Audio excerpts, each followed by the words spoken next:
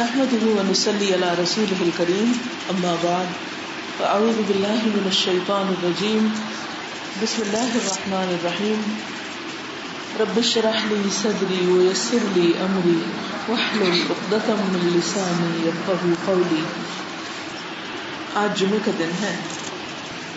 جمعہ کے روز سورۃ الکہف کو پڑھنا جو ہے وہ ایک جمعے سے لے کر دوسرے جمعے تک روشنی کا باعث ہے.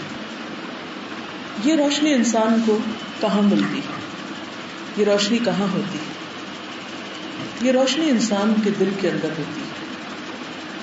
یہ روشنی انسان کو اللہ سبحانہ وتعالیٰ کی طرف سے ملتی ہے، کیونکہ روشنی کا اصل منبع اللہ کی ذات ہے.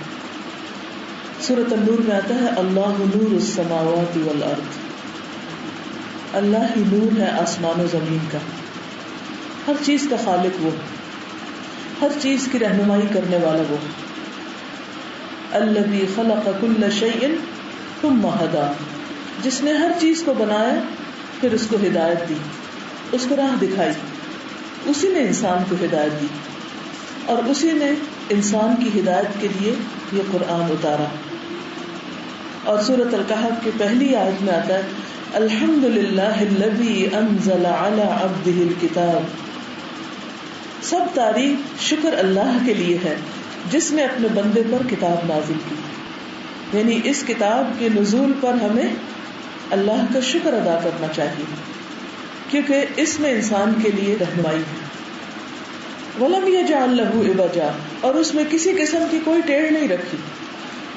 قیماً، بالکل درست اور درست کر دینے والی، خود بھی ٹھیک ہے اور جو اس کو پڑھتا ہے اور اس کو صحیح معنوں میں سمجھتا ہے اس کو بھی ٹھیک سیدھے راستے پر رکھتی. جتنی مخلوق بھی اللہ نے پیدا کی ہے وہ سب پڑھی لکھی. وہ جس کام کے لیے پیدا کی گئی ہے اسے پہلے سے پتا اس نے کیا کرنا ہے. آگ کو اپنا کام پتا ہے کہ اس نے جلانا ہے. درخت کے ایک ایک پتے کو اپنا کام پتا ہے کہ اس نے اپنی غذا کہاں سے حاصل کرنی، کیسے حاصل کرنی، اس نے کتنا بڑا ہونا ہے، کہاں جا کے ٹھہر جانا ہے، کب گرنا ہے. اسی طرح جانوروں میں سے بھی ہر چیز کو پتا ہے کہ انہوں نے کیا کھانا ہے اور کیا نہیں کھانا، ان کے لیے کیا حلال ہے کیا حلال نہیں. وہ سب کچھ ان بلٹ ہے، ان کے اندر ہے اور وہ اس کے مطابق کام کرتے ہیں. سورج کو بھی پتا ہے کہ اس نے کب طلوع ہونا ہے اور کب غروب ہونا ہے. بادلوں کو بھی پتا ہے کہ آج کون سی ڈائریکشن لینی، مشرق کی طرف جانا ہے یا مغرب کی طرف جانا ہے، شمال کی طرف جانا ہے یا جنوب کی طرف جانا ہے. جب ہم آسمان پہ چلتے بادل دیکھتے ہیں تو اکثر سوچ آتی ہے کہ یہ کدھر جا رہے ہیں، ان کی منزل کیا ہے، انہیں کہاں برسنا ہے، کہاں اکٹھے ہونا ہے، اور کہاں کہاں سے کون کون آ رہا ہے، کس سپیڈ پر آ رہا ہے، اور پھر ایک دوسرے کے اوپر جمع ہو جاتے ہیں اور کس طرح وہ برستے ہیں. ان کو سب پتا ہے. ان کے لیے اللہ نے فرشتے بھی مقرر کر رکھے ہیں جو ان تمام چیزوں کا انتظام کرتے ہیں. اسی طرح جانوروں کو پتا ہے کہ انہوں نے کیا کھانا ہے، گوشت کھانا ہے یا سبزی کھانی ہے یا کوئی اور چیز کھانی. اور ہر ایک اپنے اپنے دائرے کے اندر بھی، جتنے بھی ستارے سیارے ہیں سب اپنے دائرے کے اندر، ان کو پتا انہوں نے کیا کرنا ہے. اگر کوئی لا علم پیدا ہوتا ہے، جاہل پیدا ہوتا ہے، تو وہ انسان ہوتا ہے. انسان جب پیدا ہوتا ہے تو اس کو سکھایا جاتا ہے. ماں کے پیٹ سے کوئی بھی سیکھ کے نہیں آتا، چھوٹی چھوٹی بات سکھائی جاتی. اور آپ نے دیکھا ہوگا کہ ساری زندگی ہی سیکھنے میں گزرتی، اور پھر بھی نئی نئی باتوں کا انکشاف ہوتا رہتا ہے روز. اور بہت سے پڑھے لکھے لوگ جتنا پڑھتے جاتے ہیں اور جتنا جانتے جاتے ہیں اتنا ہی ان کو یہ ریئلائزیشن ہوتی ہے کہ وہ کچھ نہیں جانتے. یعنی یہ بھی انسان کے لیے ایک ڈسکوری ہے کہ وہ کچھ نہیں جانتا. یہ نہ جاننا جو ہے یہ انسان کے لیے ایک بہت بڑی آفت ہے. تو جاننے میں روشنی ہے اور نہ جاننا اندھیرا ہے. اندھیرے میں کبھی بھی انسان صحیح کام نہیں کر سکتا. بہت سے غلط کام ویسے بھی اندھیرے میں ہوتے ہیں. جب شام ہوتی ہے تو اس کا اپنا ایک شر ہوتا ہے. جنات و شیاطین اس وقت نکلتے ہیں. اسی طرح اور بھی غلط کار لوگ جو ہیں وہ رات کو باہر آتے ہیں. یہی اندھیرا جب انسان کے دل کے اندر ہوتا ہے تو انسان وسوسوں کا شکار رہتا ہے, کنفیوژن کا شکار رہتا ہے اللہ کے بارے میں, بندوں کے بارے میں. اور پھر جب اس کو بہت سے سوالوں کا جواب نہیں ملتا تو بھی وہ پریشان ہوتا ہے. کس وجہ سے؟ کیونکہ وہ اندھیرے میں ہے, اس کو پتہ نہیں ہے حقیقت کیا ہے, بدگمانی کا سبب کیا ہے, لا علمی, انجان ہونا. مثلا ہو سکتا ہے کہ ایک پھل ہماری صحت کے لیے بہت ہی اچھا ہو اور ہماری ضرورت ہو, لیکن کوئی انجان, کوئی لا علم, کوئی جاہل حکیم یا ڈاکٹر ہمیں کہے کہ آپ کو یہ نہیں کھانا چاہیے, آپ کے لیے اچھا نہیں, تو ہم عام طور پر کیا کرتے, اس کی باندھ کر وہ چیز چھوڑ دیتے ہیں. یا عموماً آپ نے کتابوں میں, اخباروں میں, رسالوں میں بہت سے ٹوٹکے پڑے ہوں گے, فلاں چیز کھانے سے وزن کم ہوتا ہے, یا روزانہ اتنے گلاس پانی پینا چاہیے, اس سے بہت سی بیماریوں کا علاج ہوتا ہے. یہ بات کتنی عام ہے, لیکن آپ کو معلوم ہے کہ جو مریض ڈائلسس پہ ہوتے ہیں ان کو کتنا پانی دیا جاتا ہے. جس غریب کی کڈنی پہلے ہی کام نہیں کر رہی یا آدھی کام کر رہی ہے, اس کے لیے تو پانی موت ہے. کہ اس کو کوئی نسخہ بتا دے کہ روز تم صبح 8 گلاس پانی پی لو تو تمہاری بیماری دور ہو جائے گی, وہ تو الٹا مر جائے گا. تو کسی بھی چیز کے بارے میں جہالت انسان کو ہلاکت کی طرف لے جاتی ہے. اور سب سے بڑی جہالت اور سب سے بڑا اندھیرا خود انسان کا بعض اوقات اپنے بارے میں ہوتا ہے. انسان اپنے آپ کو نہیں جانتا ہوتا, اپنی غلطیوں کو نہیں جانتا, اپنی کوتاہیوں کو نہیں جانتا. وہ غلطی کر رہا ہوتا ہے اور اسے پتہ ہی نہیں وہ غلطی کر رہا ہے. اس قدر تکلیف کی بات ہے, اس قدر پریشان کن بات ہے. لیکن جس کو پتا ہے کہ دوسرا شخص غلطی کر کے مصیبت میں پڑنے والا ہے, وہ تو دیکھتے اس کی روح فنا ہو جائے گی کہ یہ کر کیا رہا ہے. مثلا اگر کوئی بڑا کھودا ہوا ہے اور کوئی بچہ اس کی طرف بھاگے چلے جا رہا ہے, بچوں کو نہیں پتا آگے کیا آ رہا ہے, اگر دور سے ماں دیکھ رہی ہے تو اس ماں کی کیا حالت ہوگی. جسے یہ نظر آ رہا ہو کہ بچہ گڑھے کی طرف بھاگا جا رہا ہے اور یہ گر کے مر جائے گا, یہ چوٹ کھا کے اسے نقصان ہوگا, تو وہ تو چین سے نہیں بیٹھ سکتی. پیغمبروں کی حالت بھی ایسے ہی ہوتی. انہیں پتا ہوتا ہے کہ انسان جب غلط کام کرتے ہیں, اللہ کے ساتھ شرک کرتے ہیں یا اللہ کی ناراضگی کے کام کرتے ہیں, تو ان کا انجام بھی گڑھا ہے, یہ گڑھے کی طرف بھاگے چلے جا رہے ہیں. تو آپ نے فرمایا کہ میری مثال اس طرح ہے کہ میں لوگوں کو کمر سے پکڑ پکڑ کے پیچھے کھینچ رہا ہوں اور وہ ہے کہ جہنم کی طرف بھاگے جا رہے ہیں.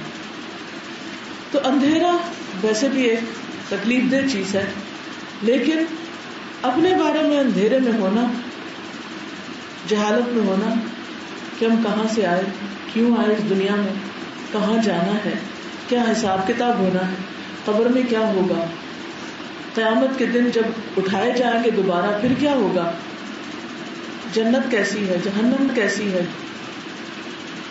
اللہ تعالیٰ کن لوگوں سے ناراض ہے, کون اللہ کے مقرب اور پسندیدہ بندے ہیں. جب اس بارے میں کسی کو نہیں پتا اور اس بارے میں پوری طرح کسی کا شرح صدر نہیں, تو ایسا انسان بھی سخت دھوکے میں ہے, خطرے میں ہے. پھر اسی طرح انسان کو اگر اپنے انجام کا نہیں پتا اور خاص طور پر دنیا کی زندگی کی حقیقت کا نہیں پتا, تو پھر اس دنیا کے بارے میں, اس لائف کے بارے میں ہمارا پرسپیکٹو بالکل مختلف ہوتا ہے. آپ نے دیکھا ہوگا کہ مختلف لوگ زندگی کو مختلف طرح لیتے ہیں, سب ایک نظر سے نہیں دیکھتے. کچھ لوگوں کا دل اس دنیا میں بہت لگتا ہے اور کچھ کا نہیں لگتا. کچھ اس دنیا کے پیچھے دوڑتے ہیں اور کچھ بس ضرورت کی حد تک اس کے پیچھے جاتے ہیں, ان کی منزل کچھ اور ہوتی. یہ فرق کس وجہ سے؟ جاننے اور نہ جاننے کی وجہ سے. اسی لیے قرآن پاک میں اللہ تعالیٰ فرماتے ہیں, قل هل يستوي الذين يعلمون والذين لا يعلمون, کہہ دیجئے کہ کیا جاننے والے اور نہ جاننے والے برابر ہو سکتے ہیں؟ کبھی بھی نہیں ہو سکتے, ایک جیسے ہیں ہی نہیں. اس لیے اللہ تعالیٰ نے انسان کی جہالت دور کرنے کے لیے قرآن مجید میں بہت سی باتیں ہمیں بتائی ہیں جن کا جاننا ہم پر لازم ہے, کہ ہم مرنے سے پہلے ضرور جان لیں کہ مرنے کے بعد کہاں جا رہے ہیں. اور اس زندگی کے بارے میں ضرور جان لے کہ اس کی حقیقت دراصل کیا ہے. تو اس کا علاج کیا بتایا گیا؟ ویسے تو سارا قرآن مجید اللہ نے اتارا، اس کو پڑھنا چاہیے، لیکن ہر جمعہ سورۃ الکہف پڑھنے کی تاکید کی گئی کہ جو اس کو پڑھے گا اگلے جمعے تک اس کے اندر ایک روشنی رہے گی. اور خصوصاً اس کی پہلی 10 آیات جو انہیں یاد کرے گا، ان کو پڑھے گا، وہ دجال کے فتنے سے محفوظ رہے گا. اب دجال کیا ہے؟ اس کی حقیقت کے بارے میں بھی بہت سے لوگ نہیں جانتے. حالانکہ نبی صلی اللہ علیہ وسلم نے فرمایا کہ ہر نبی نے اپنی قوم کو دجال سے ڈرایا، اور آپ نے بھی اپنی امت کو دجال سے ڈرایا، اور ہر نماز کے بعد دعا سکھائی، اللہم انی اعوذ بک من عذاب القبر واعوذ بک من فتنۃ المسیح الدجال واعوذ بک من فتنۃ المحیا والممات. کہ جیسے عذاب قبر کا فتنہ، جہنم کا فتنہ، ایسے ہی دجال کا فتنہ ہے اس دنیا پر، اس زمین پر. اس دنیا میں جتنی بھی کوئی مصیبتیں آئی ہیں یا آ سکتی ہیں، ان میں سب سے بڑی مصیبت اور سب سے بڑا فتنہ دجال کا فتنہ ہے، جو انسانوں کے لیے بہت بڑی آزمائش ہوگی. اب کہاں بھاگ کر جائیں؟ پروٹیکشن کا طریقہ بھی بتا دیا گیا، اور وہ کیا ہے؟ سورۃ الکہف کی پہلی 10 آیتیں یاد کرو اور ان کو پڑھو، تو انشاءاللہ اس کے فتنے سے، اس مصیبت سے بچے رہو. اب یہ جاننا روشنی ہے، اور نہ جاننا اندھیرے میں جہالت ہے اور اندھیرا ہے. اب آپ دیکھیے کہ اگر ہم جانتے ہیں کہ یہ 10 آیتیں ہمیں پروٹیکشن دے گی، تو پھر ہم کوشش کریں گے نا کہ اچھا کھول کے دیکھیں تو صحیح کون سی کیا کہتی ہیں، کیا ہے ان کا مطلب، اور ان کو کب پڑھیں. مثلا زبانی یاد کر لیں تو روز نماز میں ایک دفعہ پڑھیں، یا ویسے ہی اپنے معمول میں جو آپ قرآن پڑھتے ہیں اس کے ساتھ یہ 10 آیتیں بھی آخر میں پڑھ لیں. یہ تو ہر شخص کی اپنی چوائس ہے، جیسے بھی پڑھے.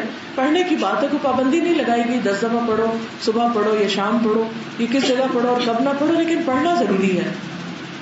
تو اس لیے جو شخص علم رکھتا ہے وہی دراصل روشنی میں ہے.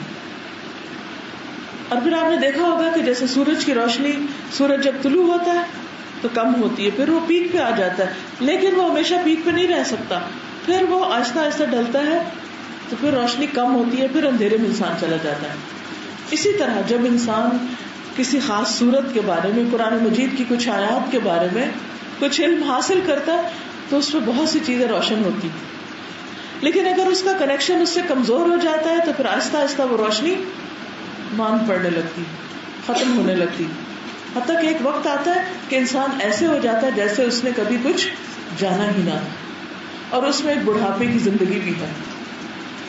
وَمَن نُعَمِّرْهُ نُنَكِّسْهُ فِي الْخَلْقِ، جس کو ہم زیادہ عمر دیتے ہیں اس کی تو ہم ساختی پلٹ دیتے ہیں. اور انسان بڑھاپے میں کیسا ہو جاتا ہے کہ جیسے اس نے کبھی کچھ سیکھا ہی نہ ہو.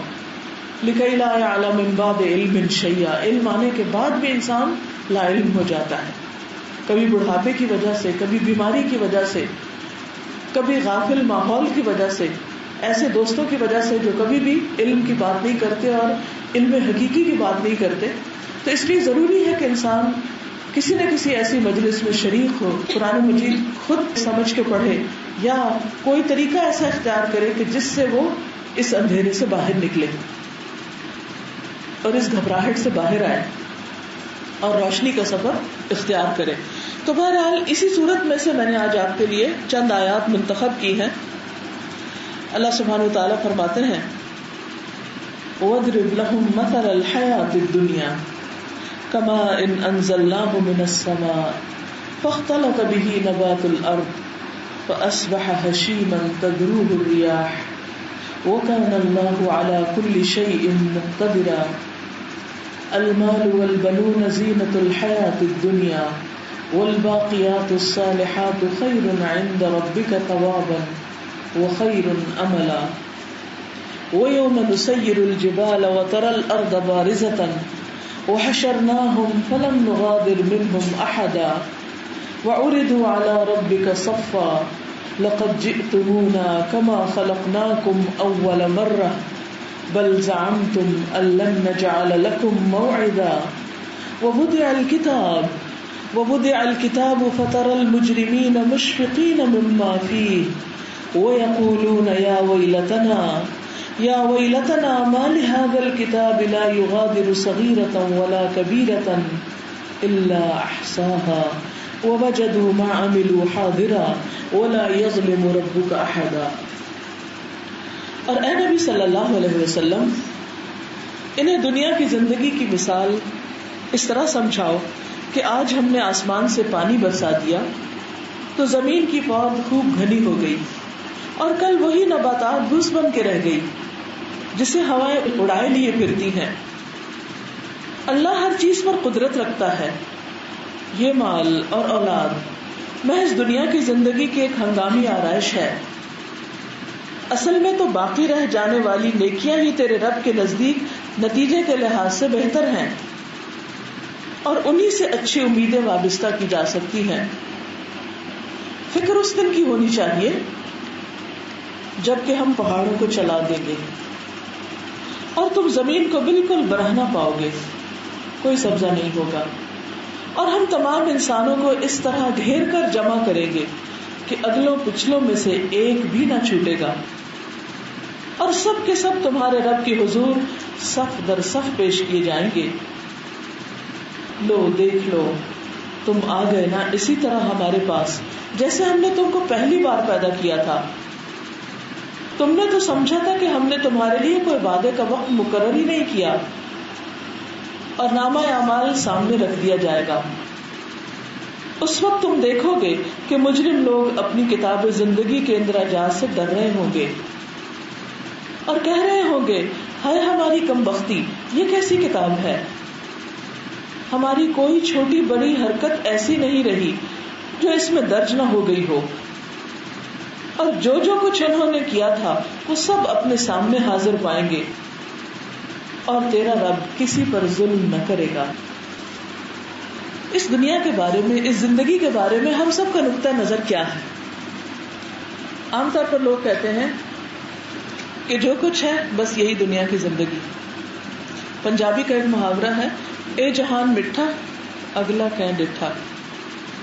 مطلب کیا ہے کہ یہ دنیا بڑی میٹھی سرسبز ہے، مزے کی ہے، کل کس نے دیکھی.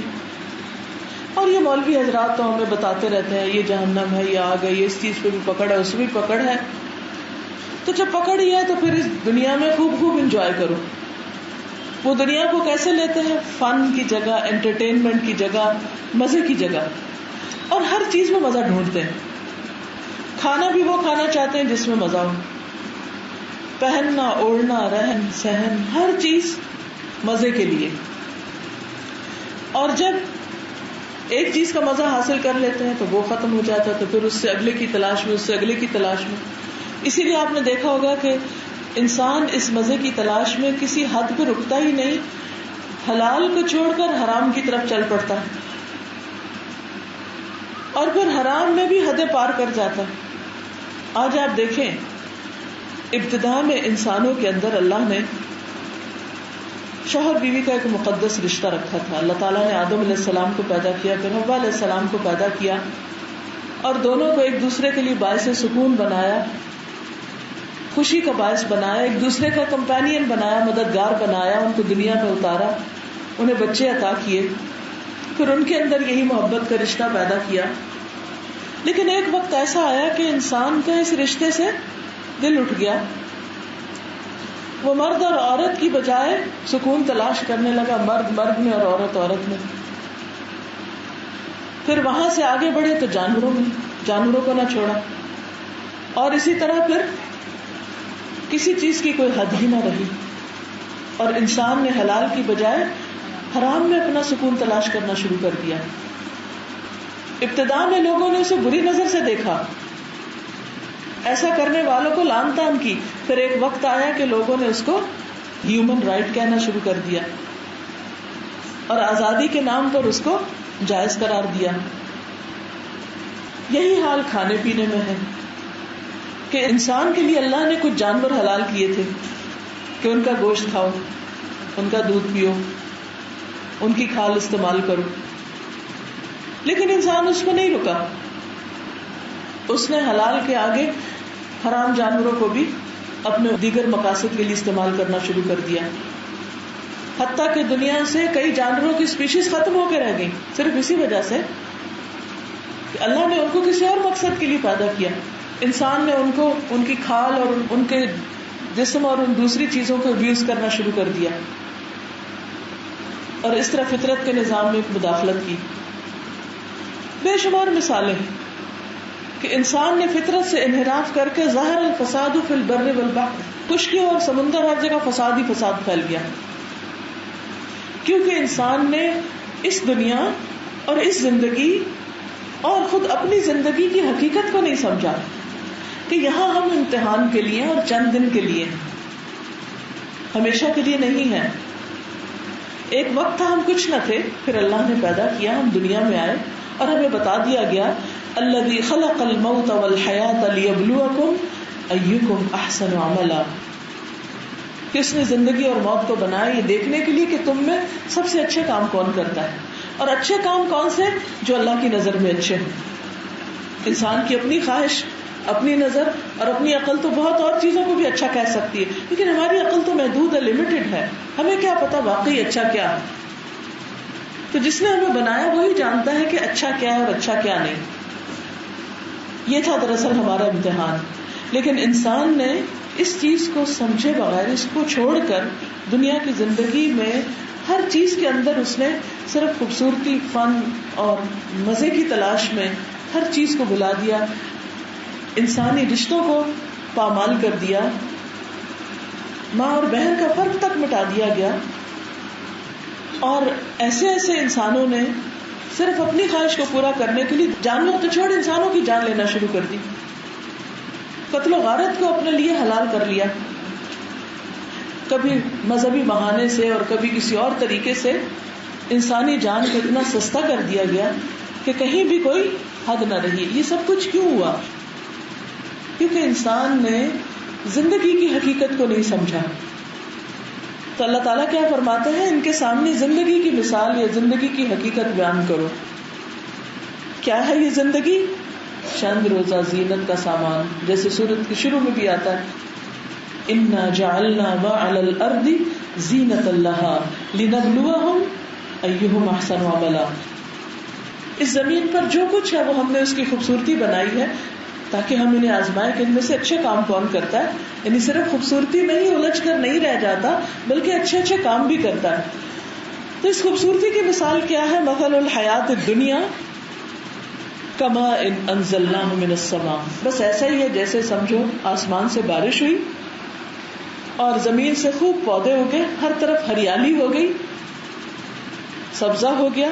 فاصبح ہشیما، کچھ عرصہ تو ہر چیز کو خوبصورت بنائے رکھا اس نے، لیکن آہستہ آہستہ وہ سب کچھ پیلا پڑ گیا، بھس بن کے رہ گیا، چورا ہو گیا، خزاں آ گئی، درختوں کے پتے جھڑ گئے اور ساری ہریالی خزاں میں بدل گئی.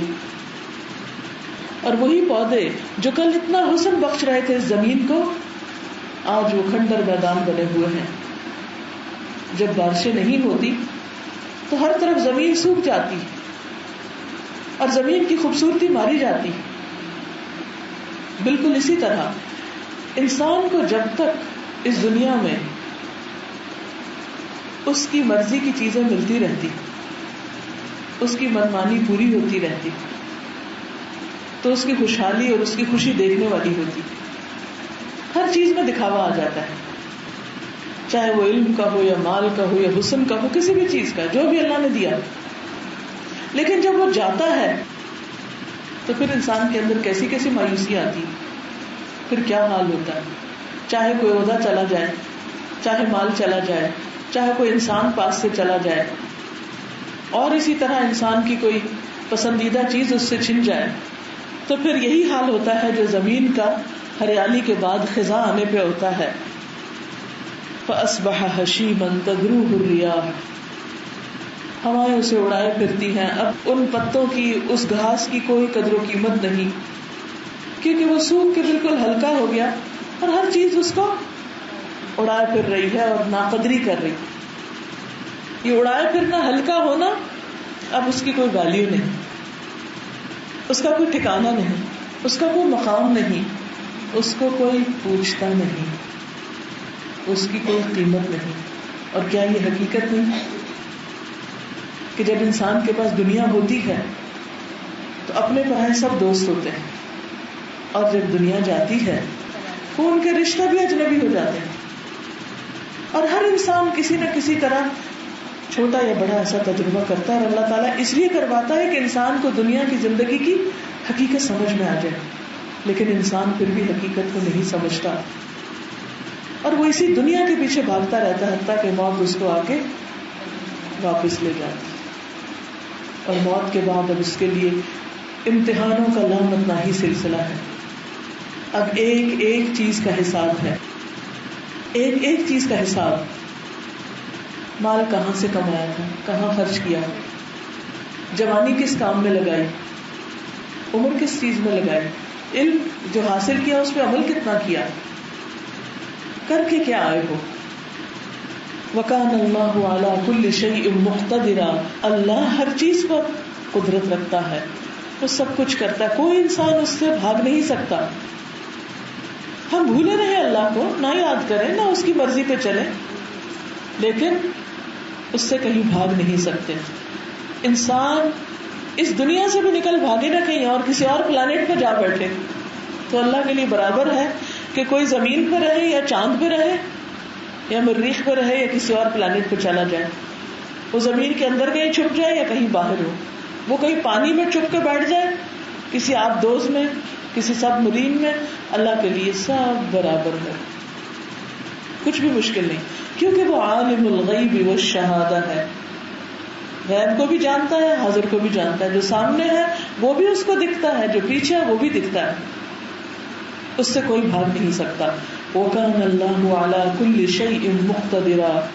الْمَالُ وَالْبَنُونَ، مال اور بیٹے، یہ دو چیزیں ہیں جن پر انسان بڑا ہی خوش ہوتا ہے.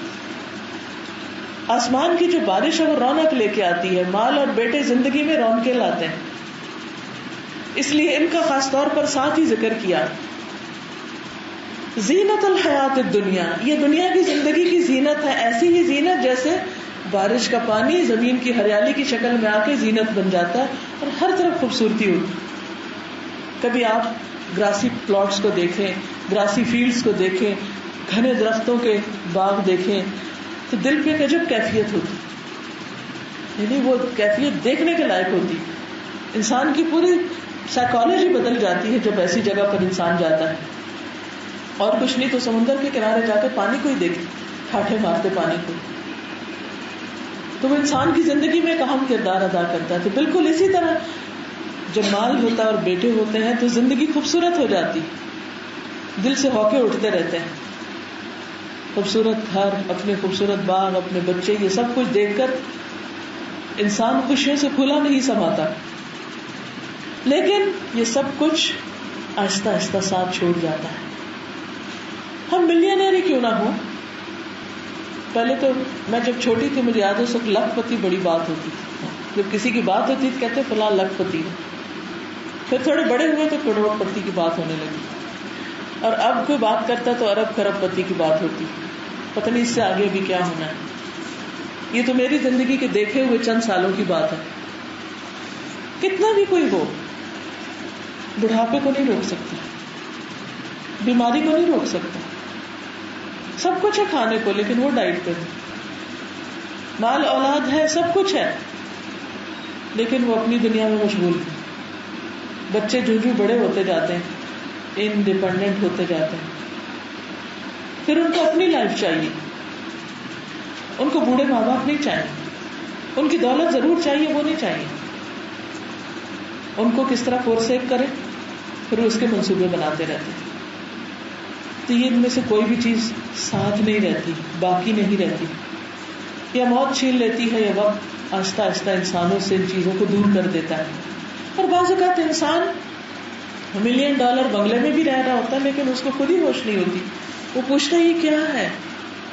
بڑھاپے کے ساتھ ہی اس کی یادداشت، اس کی میموری، الزائمر، ڈائمنشیا، پتہ نہیں کیا کچھ حملے کرتا ہے، اپنا آپ ہی بھول جاتا ہے. بچے سامنے ہو تو پوچھتا کون ہو تم، کہاں سے آئے ہو، کب آئے ہو، کیوں آئے ہو.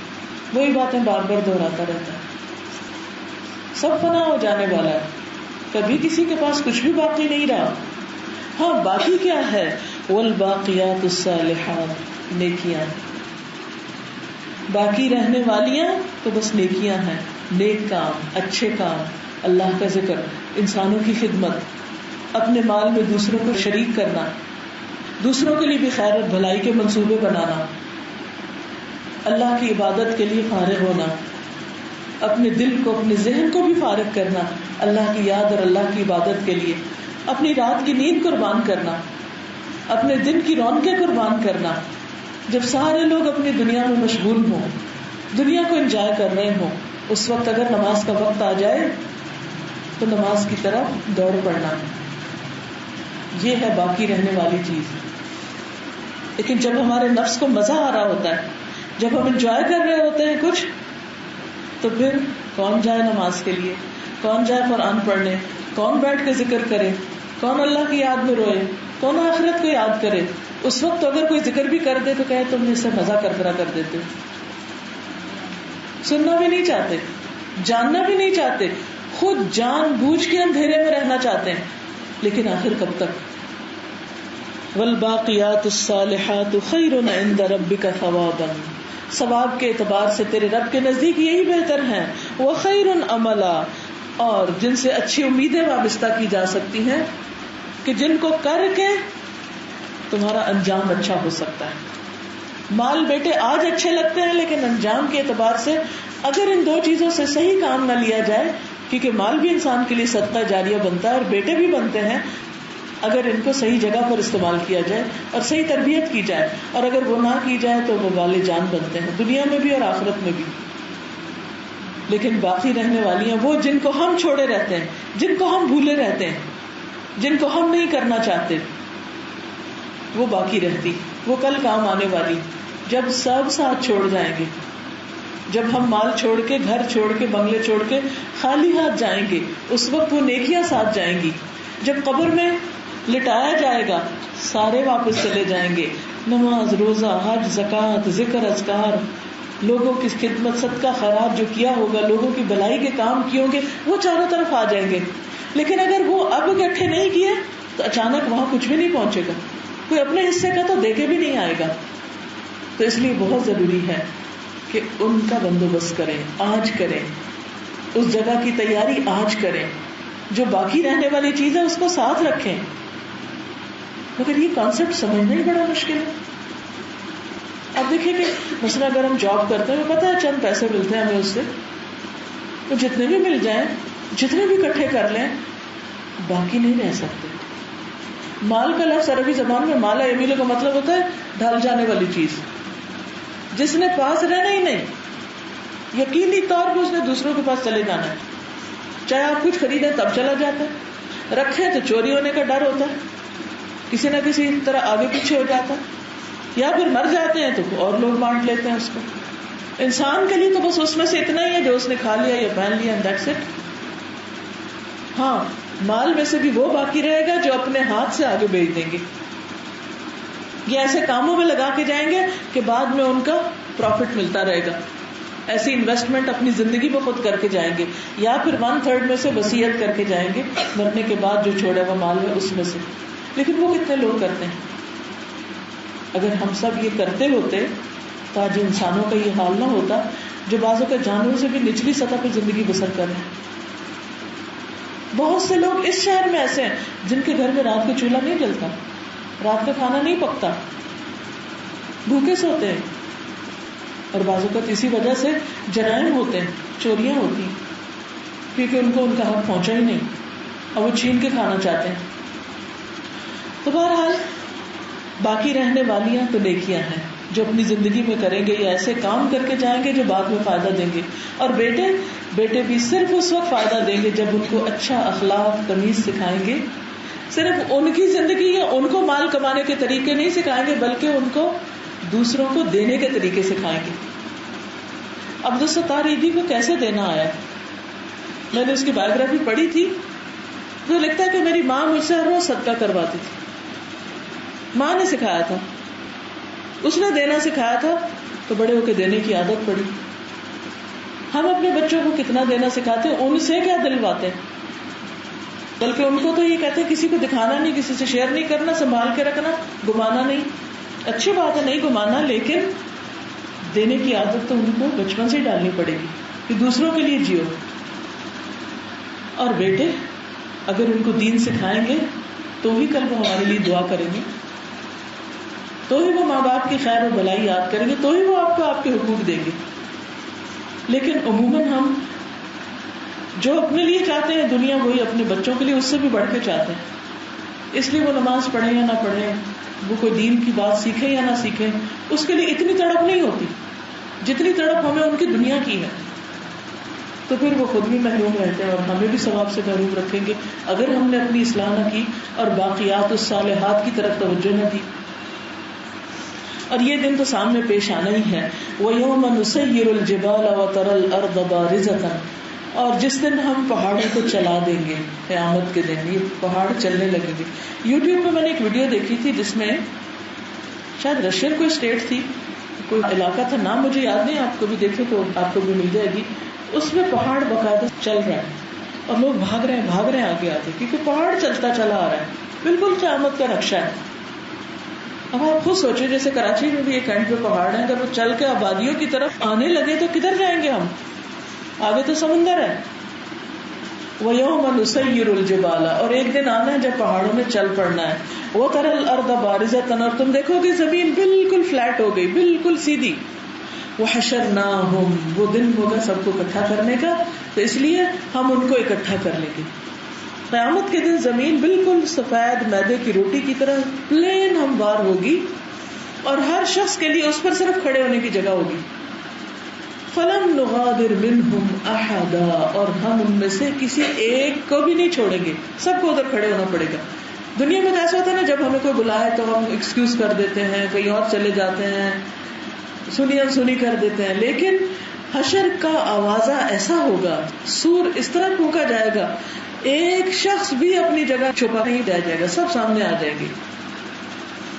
وَعُرِضُوا عَلَىٰ رَبِّكَ صَفًّا, اور کیسے سامنے آئیں گے, تیرے رب کے سامنے لائن قطار پیش کیے جائیں گے. کوئی بھگدڑ بھیڑ نہیں ہوگی, سب لوگ لائنز میں ہوں گے.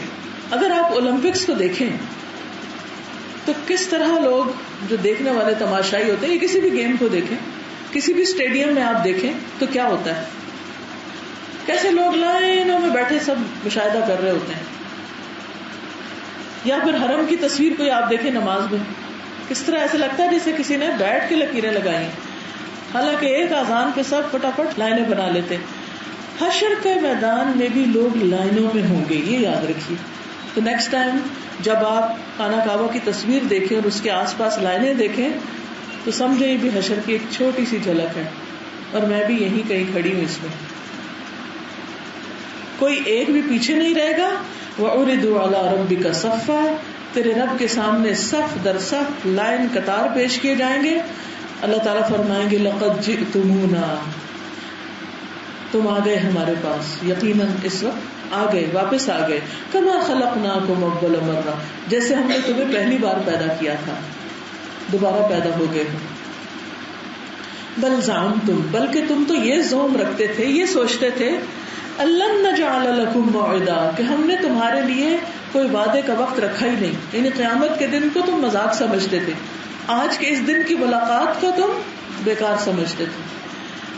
ووضع الکتاب, اب ہوگا کیا, کتاب رکھ دی جائے گی. کون سی کتاب؟ نامہ اعمال, ہر شخص کی اپنی اپنی کتاب. ایک اور جگہ پر آتا ہے وَإِذَا الصُّحُفُ نُشِرَتْ, جب صحف یعنی انسان کی جو صحیفے ہیں اس کے نامہ اعمال ہیں وہ پھیلا دیے جائیں گے, ہر ایک کو دے دیے جائیں گے. وَوُضِعَ الْكِتَابُ فَتَرَى الْمُجْرِمِينَ مُشْفِقِينَ مِمَّا فِيهِ, تم دیکھو گے کہ مجرم ڈر رہے ہیں. کس سے؟ جو کچھ اس کتاب کے اندر ہے, جو غلط کام کیے تھے سب لکھے ہوئے ہیں, سب کچھ. وَيَقُولُونَ, اور جب وہ کتاب دیکھیں گے تو کہیں گے یا ویلتنا, ہائے بربادی ہماری, افسوس ہم پر. ما لہذا الکتاب, اس کتاب کو کیا ہو گیا. لا یغادر صغیرۃ ولا کبیرۃ, اس نے نہ کوئی چھوٹی سے چھوٹی بات چھوڑی اور نہ کوئی بڑی سے بڑی بات. الا احصاها, مگر اس نے اس کو گن کے لکھ لیا, شمار کر لیا, کچھ بھی تو نہیں چھوڑا. جب ہم بول رہے ہوتے ہیں، جب ہم کچھ کر رہے ہوتے ہیں، کتنی دفعہ ہمیں خیال آتا ہے کہ یہ لکھا جا رہا ہے، جو حرکتیں ہم کر رہے ہیں سامنے یا چھپ کے، کتنی دفعہ ہمیں یاد رہتا ہے کہ یہ سب لکھا جا رہا ہے اور یہ سب نامہ اعمال میں محفوظ ہو رہا ہے، اور یہ قیامت کے دن سامنے لا کے رکھا جائے گا، کیونکہ یہ اللہ نے بات کی ہے اور اللہ کی بات جھوٹی بات نہیں ہوتی، یہ سچی بات ہے، کیونکہ ہم سب ایمان رکھتے ہیں قرآن سچا ہے۔ اور اس میں کوئی لمبی چوڑی تفسیروں کی ضرورت نہیں، کوئی بھی آپ ٹرانسلیشن اٹھا لیں، انگریزی کی اٹھا لیں، اردو کی اٹھا لیں، فارسی کی اٹھا لیں، سندھی کی اٹھا لیں، جو آپ کی زبان ہے جس میں آپ کو پڑھنا سمجھنا آسان ہے۔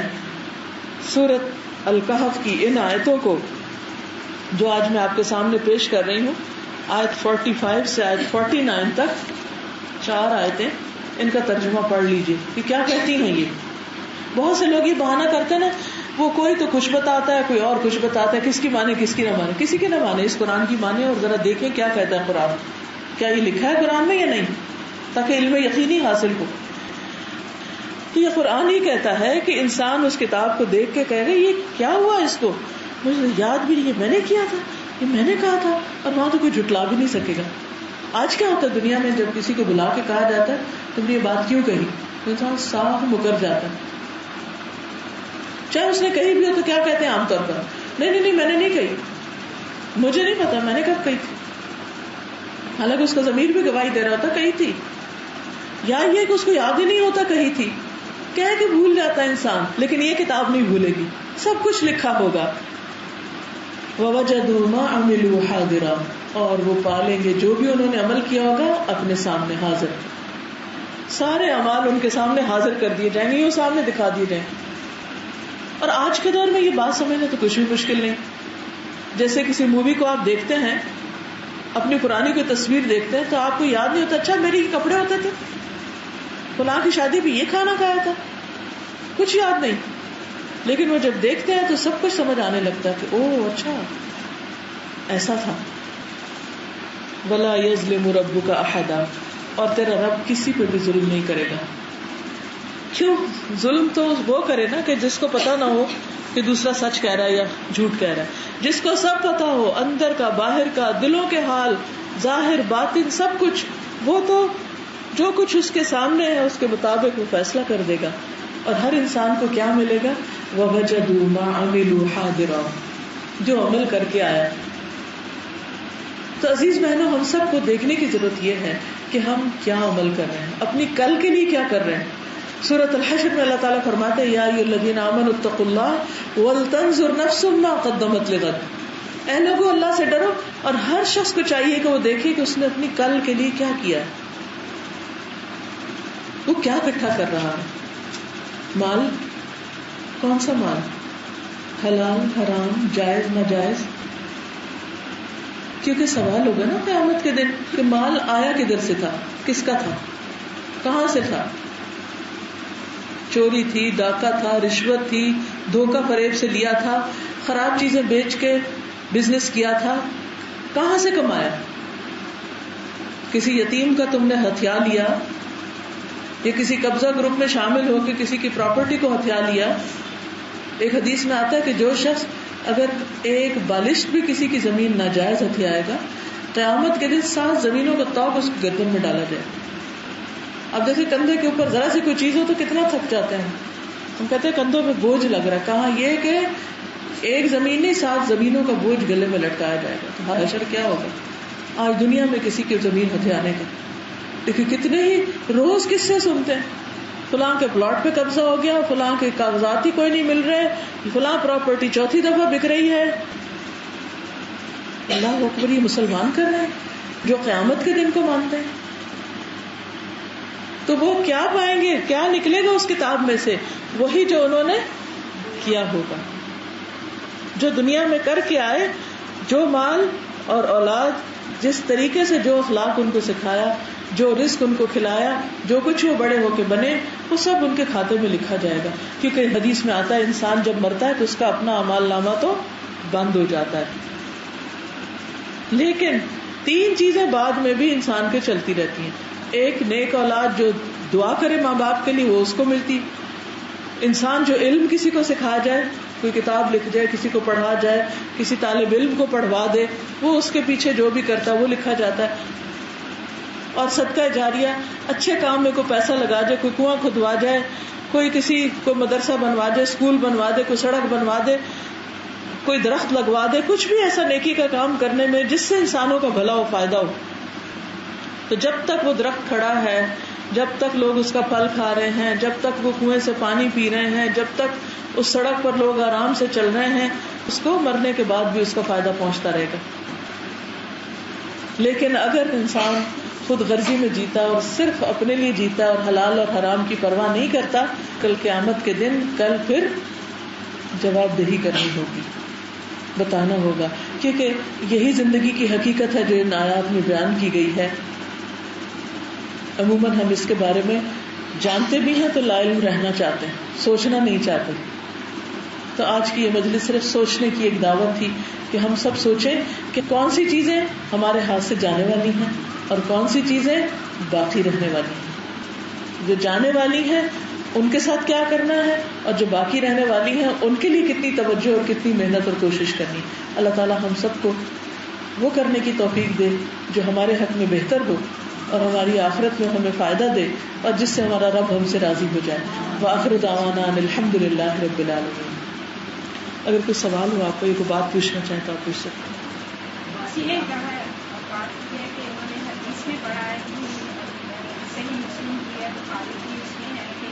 آپ صلی اللہ علیہ وسلم جو ہے خواتین کو نہانے کے پاس بھی ان سے اس کے بارے میں یہ تو میں نے نہیں پڑھا کہیں کہ ام ہانی کے پاس بھیجتے تھے، کیونکہ ام ہانی تو مکہ میں تھی اور نبی صلی اللہ علیہ وسلم کے ساتھ کم ہی رہی ہیں. لیکن یہ ہے کہ ام درداء ایک فقیہ خاتون تھی، یعنی شی واز اسکالر. تو وہ جس طرح نماز پڑھتی تھی ان کا طریقہ نبی صلی اللہ علیہ وسلم کے طریقے کے مطابق ہی تھا، یعنی جس میں کوئی فرق نہیں تھا. ٹھیک، آپ پوچھیے. جی فرمائیے.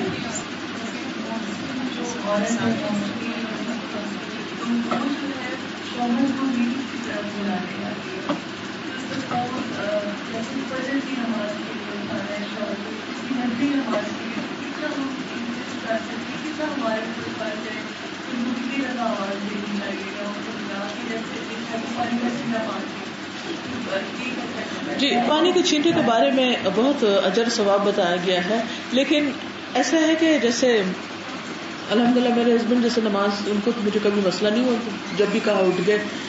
ہم ایک دوسرے کو اٹھانے والے تھے، لیکن اب بیٹا جیسے بڑا ہو رہا ہے تو بچے آپ کو پتا ہے کہ ان کو سکھانا پڑتا ہے اور ٹائم لگتا ہے.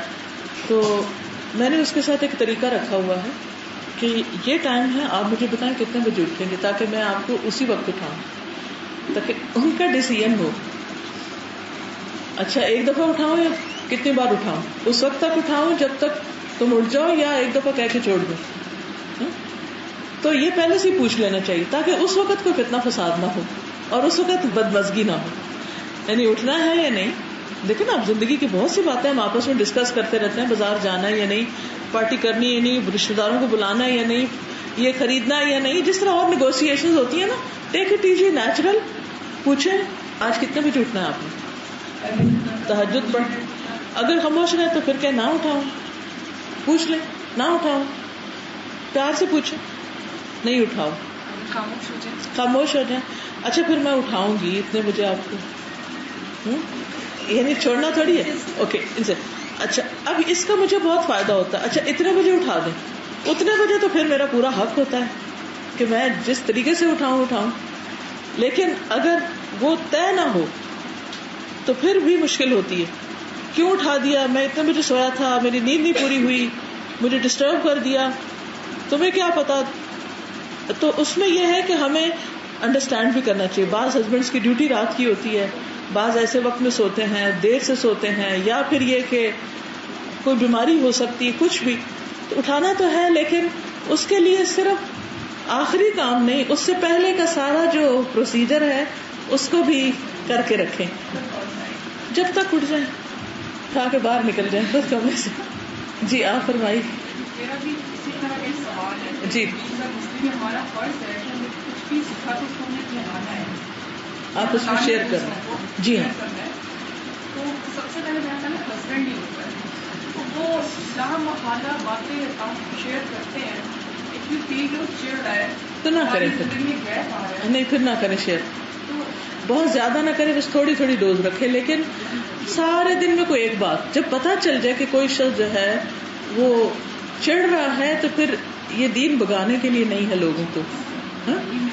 ہاں جی, اس میں یہ ہے کہ تھوڑی تھوڑی بات کوشچنس کریں, پوچھیں, کوئی واقعہ شیئر کریں. لیکن چونکہ اللہ نے ان کو ہمارے اوپر قوام بنایا نا, ہم سجیسٹو ہو سکتے ہیں, ہم باس نہیں ہو سکتے. باس وہی ہے. دین کے معاملے میں بھی باس نہیں ہو سکتے ہیں. سجیسٹ کر سکتے ہیں, شیئر کر سکتے ہیں, بتا سکتے ہیں. ٹھیک ہے.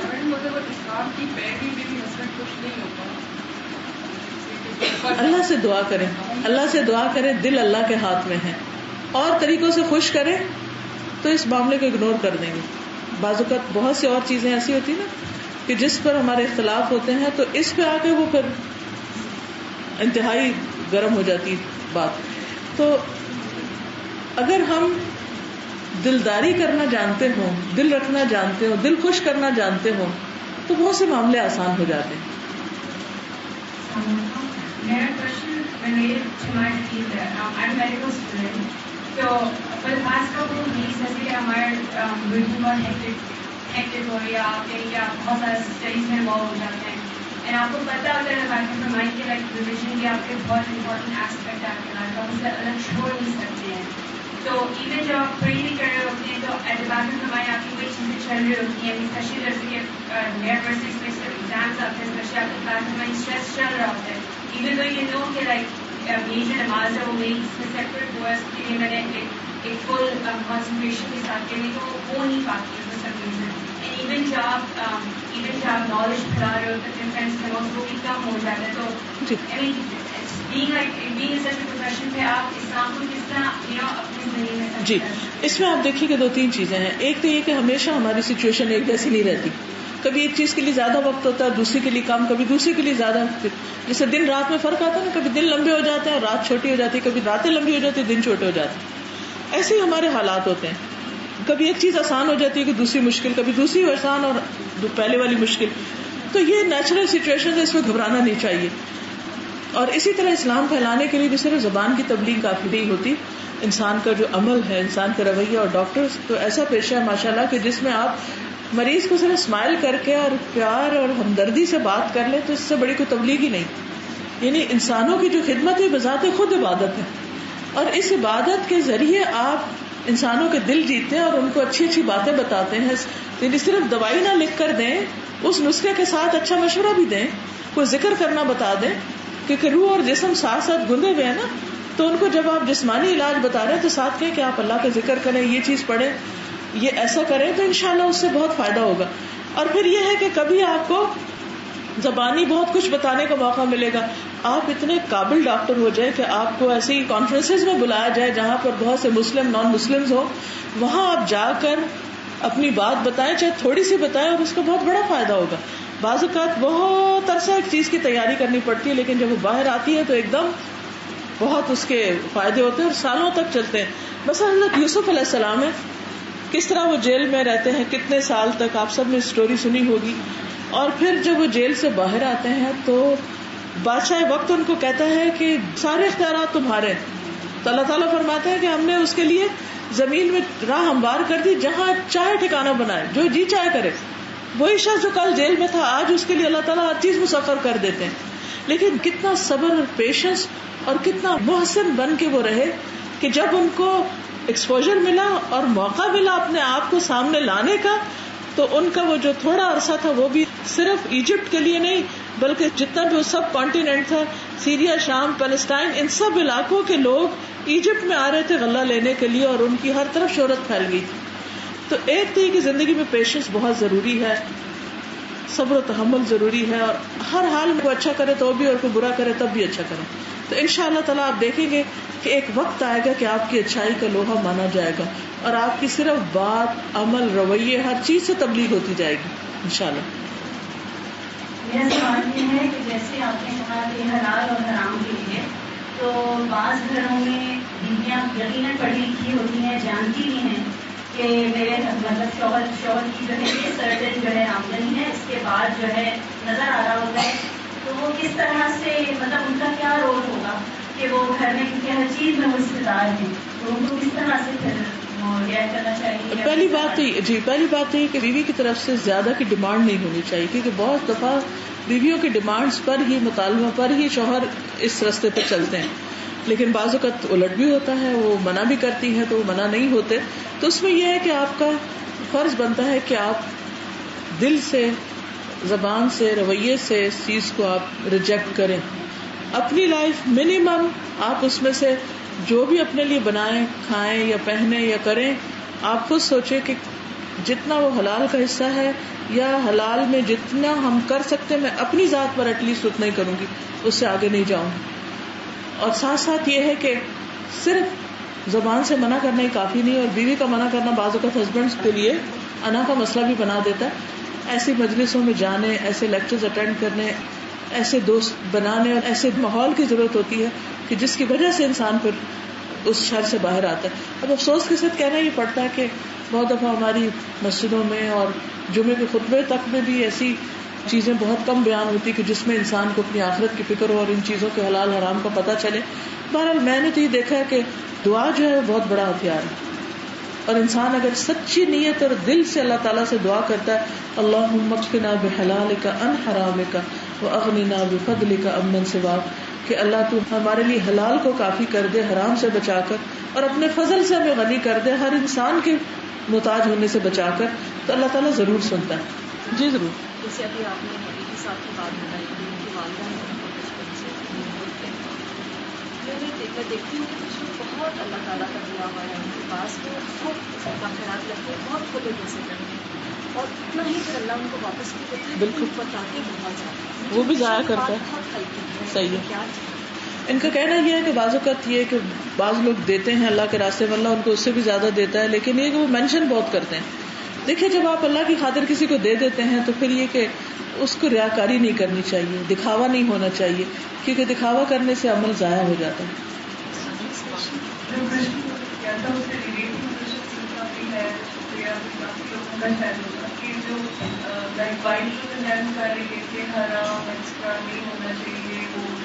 بچوں کی ڈیمانڈ جو آج کل دیکھیں یہ ساری چیزیں نا کسی ایک جملے یا ایک لیکچر یا ایک بات سے نہیں بدل سکتی. اس کے لیے کانسٹنٹ محنت کرنی پڑے گی, مسلسل ایک ماحول بنانا پڑے گا, صرف اپنا نہیں دوستوں کا بھی. بچے کیوں ڈیمانڈ کرتے, کیونکہ وہ دوستوں کے پاس وہ چیزیں دیکھ کے آتے ہیں تو پھر وہ ہم سے مانگتے ہیں, پھر ہم حلال سے نہیں دے سکتے تو ہم دوسرے طریقے اختیار کرتے ہیں. تو پہلی بات تو یہ ہے کہ آخرت سامنے ہوگی تو ہی دنیا حقیر نظر آئے گی. اگر آخرت بھولی ہوئی تو انسان چاہے گا جو کچھ بھی نہیں ملنا آج مل جائے, چاہے جائز سے ملے چاہے ناجائز سے ملے. تو انشاءاللہ جب آپ کے ہر گھر کے اندر قرآن کی تعلیم ہوگی, تھوڑا تھوڑا اگر آپ اپنے بچوں کے ساتھ شیئر کرنا شروع کریں گے تو ان کا بھی ذہن بدلے گا. اگر آج ہمارے گھر کا حال نہیں ٹھیک ہو رہا تو ایٹ لیسٹ ہم بچوں کو یہ چیزیں آگے یہ ویلیو سکھا کے کل کی زندگی کو سنوارے, شاید ہمارے لیے وہی بخشش کا ذریعہ بن جائے. کسی بچے قرآن کی تعلیم شیڈیول ہے کہ گھنٹہ پڑھنا ہے 2 گھنٹہ پڑھنا اس طرح ہاں تو تھوڑی بریک لے لیں, مطلب لے لیں تو خدا کی ناراضگی کا نہیں تھوڑی کم کر دیں اس کو, تھوڑا کر دیں. گھنٹہ پڑھتے تو آدھا کر دیں, آدھا ہے تو 15 منٹ کر دیں, اور انہیں ٹوٹلی آف بہت عرصے کے لیے نہ کریں, پھر عادت لگ جاتی ہے. مطلب اگر آف کرنا چاہیں ہاں بچے تو تھوڑے دن کر سکتے ہیں. مطلب ویسے تو وہ بھی چینج اپنا ریگولر سب کچھ کر رہے ہیں, کوئی حرج نہیں چند دن کے لیے, لیکن نماز نہیں, باقی چیزیں. جی مطلب ایک عورت کا جاب کرنا کتنا امپورٹنٹ ہے, مطلب اس نے اچھی تعلیم حاصل کی ہے, اس میڈیکل میں ہے, جی, اور اس کے ہسبینڈ بھی اس کو سپورٹ کرتے ہیں, لیکن وہ یہ اس کو فورس کرتے ہیں کہ نہیں آپ نہ کرو. لیکن دوسری طرف یہ ہے کہ ایک اچھی تعلیم حاصل کی ہے, وہ یہ چاہتی ہے کہ وہ علم کو پھیلائے اور اس کو یوز کرے. اس میں آپ دیکھیے کہ شادی سے پہلے جتنا کر سکتی ہے کر لے, شادی کے بعد بھی جب تک بچے نہیں پیدا ہوئے کر لے, لیکن جب بچے چھوٹے ہوں, ایسی ایج میں ہوں کہ جب ان کو لک آفٹر کرنا ضروری ہو, تو بیچ میں اگر 5-7 سال وہ وقفہ کر بھی لیتی ہے اپنی جاب کو کوئٹ کر کے یا کم کر کے، تو میں سمجھتی ہوں کہ بہت بڑی انویسٹمنٹ ہے. کیونکہ بچے کو جو ماں کی گود دے سکتی ہے اور جس طرح ماں بچے کو انڈرسٹینڈ کر کے اس کو سکھا سکتی ہے، وہ دنیا کا کوئی دوسرا بندہ نہیں کر سکتا. پھر اس کے بعد جب بچے ذرا بڑے ہو جائیں تو ان کے اسکیڈول کے ساتھ انسان پھر کام شروع کر دے. ہاں مطلب لیکن اگر آپ کو ہسبینڈ پھر بھی کہہ رہا ہو کہ نہیں مجھے وہ آہستہ آہستہ مائنڈ چینج ہو جاتا ہے پھر کرتے کرتے. مطلب یہ کہ شروع میں ٹکراؤ نہیں کرنا چاہیے کیونکہ ایک دوسرے کی انڈرسٹینڈنگ میں بھی ٹائم لگتا ہے. لیکن جب اتنا پڑھا ہے تو کسی کو فائدہ ضرور پہنچانا چاہیے. جب انسان فائدہ پہنچاتا ہے تو اس کو فائدہ پہنچتا ہے. کیونکہ باہر ہمارا لوگ بہت سارے یہ کہتے ہیں کہ یہ ڈاکٹر میں باہر آ رہی میں کہتی ہوں کہ عورتوں میں ہونا بھی بہت ضروری ہے. بالکل ضروری ہے. انسان مرد اور عورت دونوں بالکل بیمار ہوتے ہیں. بالکل صحیح ہے. اور اگر عورتیں ہوں تو جو عورتیں آتی ہیں ان کے لیے بھی مسائل عورتیں ہی سمجھ سکتی ہیں. بالکل صحیح ہے. تو وہ ایک طرح سے وہ پیچھے کرٹیسائز کرتے ہیں کہ عورت تو اس کا مقام تو گھر میں ہے، وہ باہر نہیں ہے. نہیں وہ کوئی غلط کام کر رہی ہوتی ہے. نہیں غلط نہیں کر رہی ہوتی، غلط نہیں کر رہی ہوتی. پھر ہمیشہ ہر سچویشن میں ہم اس کو جنرلائز نہیں کر سکتے. بعض عورتیں جو ہوتی ہیں وہ ڈبل سٹریس لے لیتی ہیں، گھر کا بھی کر لیتی ہیں، باہر بھی کر لیتی ہیں، سب کچھ کر لیتی ہیں. بعض ہے کہ وہ جب باہر سے کر کے آتی ہیں تو پھر گھر کی ہر چیز کو اگنور کر دیتی ہیں. تو یہ ایک فارمولا نہیں. ٹھیک ہے عورت کا اصل مقام گھر ہے، لیکن دین ہی ہمیں بتاتا ہے کہ عورتیں اس دور میں بھی اور بعد میں بھی کام کے لیے باہر جاتی رہی ہیں اور منع نہیں کیا گیا ایز لانگ ایز اپنی حدود کے اندر ہے. اصل چیز پھر دیکھنے کی ہے کہ کچھ چیزیں ہماری بنیادی ذمہ داریاں ہیں، کچھ فرائض ہیں، جیسے نماز پڑھنا فرض ہے، جیسے شوہر کی بات ماننا، اس کا حق دینا فرض ہے، اسی طرح بچوں کی تربیت فرض ہے. اگر اس پہ کمپرومائز نہ ہو رہا ہو تو انسان کام کر سکتا ہے. اگر عورت کام نہیں کرے گی تو بہت جگہوں پر تو عورت ہی کی ضرورت ہے، وہ کون پوری کرے گا. السلام علیکم.